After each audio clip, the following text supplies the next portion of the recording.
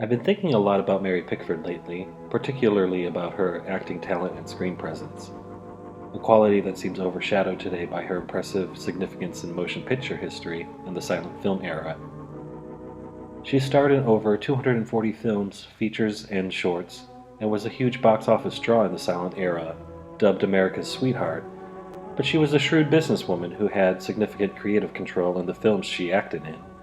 And in 1919, along with Charles Chaplin, D.W. Griffith, and her husband Douglas Fairbanks, founded United Artists Film Company to gain financial and creative control over the films that they made. One of the first production companies to be controlled by the artists themselves and not commercial businessmen. She was also a founder of the Motion Picture Academy, even receiving an honorary Lifetime Achievement Oscar in 1976 at the age of 84 for her contributions to the art of movie making. Her husband Douglas Fairbanks and herself were considered Hollywood royalty, and their mansion estate, named Pickfair, was like Disneyland of the 1920s. And you weren't considered to be anybody in Hollywood unless Doug and Mary invited you over with open arms.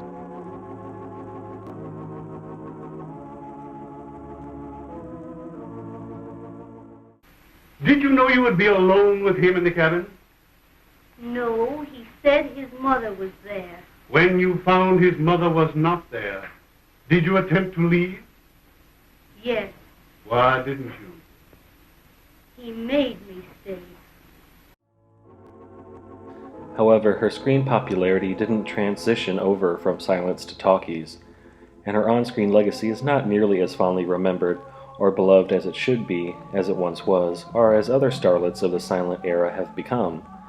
For example, Louise Brooks, who didn't enjoy as much recognition or success as Mary Pickford at the time, is now considered the darling of the silent era by film snobs worldwide for her near-accidental brilliance and natural eroticism. Clara Bow's two best films, It and Wings, show off her magnetic, charming, and earthy sex appeal and are probably better known and more widely seen today than any of Pickford's films. Even someone like Lillian Gish, who is more closer to being Pickford's contemporary in acting style and types of roles she played, seems more respected and recognizable to me as an actress, if only for her decades-long spanning career and versatility. I guess what I'm trying to say is that Mary Pickford's historical significance is indisputable, as was her popularity and social status in the 1920s, but her on-screen legacy in film is not nearly revered by movie buffs or film historians, as many of her contemporaries who didn't have nearly the same success or importance as she did at the time. When you look at her films, you see that she mostly played and was beloved by audiences for playing children, even if she was 15 or 20 years too old for such roles. I think that modern audiences have trouble suspending their disbelief when they watch her films and know she was much older than the young children she is playing as an adult in her 20s or 30s. Also, most of her films probably look quaint today, like overly sentimental star vehicles, in comparison to the more frequently shown masterpieces of the silent era.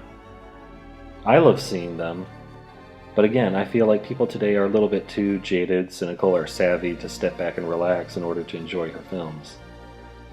For your consideration, I suggest Fanchon the Cricket from 1915, a once considered lost film that really showcases Pickford's acting strength and talent, and a rare film that shows off her natural beauty instead of dolling her up as a young child. I love this movie. It seems fresh and not creaky after over a century, unlike other films of this vintage. Its story concerns a wild child of the woods, Pickford, who saves a rich society boy from drowning, and then they fall in love in spite of the young man's objecting grandfather. Its story is very simplistic, almost gestural, but it's much more nuanced and detailed at second glance, like a Claude Monet painting. The film is aided to no end by the beauty of its on-location outside cinematography, and carried by Pickford's revelatory performance. Her acting in this film is appealing and magnetic, and can show modern audiences why she was one of the biggest box office draws of the silent era. Although her acting style belongs to the pantomime of the silent era, it doesn't look to me as broad or theatrical as most silent film actors act, or even the actors around her in this film do. It seems to look natural and come from a place of strong intuition, but undeniably comes from gifted talent and hard work. It makes her portrayal of the wild child of the woods all the more convincing when she frolics and plays outside, teases and scares others, dances with her shadow, pines for affection, and falls in love. It's this quality in acting that made her so convincing to play children as she often did. That and her famous ringlet curls, smart costuming and makeup, and her 5-foot height that allowed most adults to tower over her. I think also that she just wasn't convincing playing children, it was the movie-going audiences that were convinced and wanted to be convinced and loved believing that she was a child, and I think that speaks volumes of the innocence of silent film audiences. Although I personally love the films she's done, and even if Fanchon the Cricket shows off her acting skills in an exemplary fashion, I still get a sense that Mary's back must have hurt from carrying those films. The one film that manages to both encapsulate the on-screen talent and appeal of Mary Pickford and stand alone as a considerable piece of filmmaking art is possibly her best film, Sparrows, from 1926.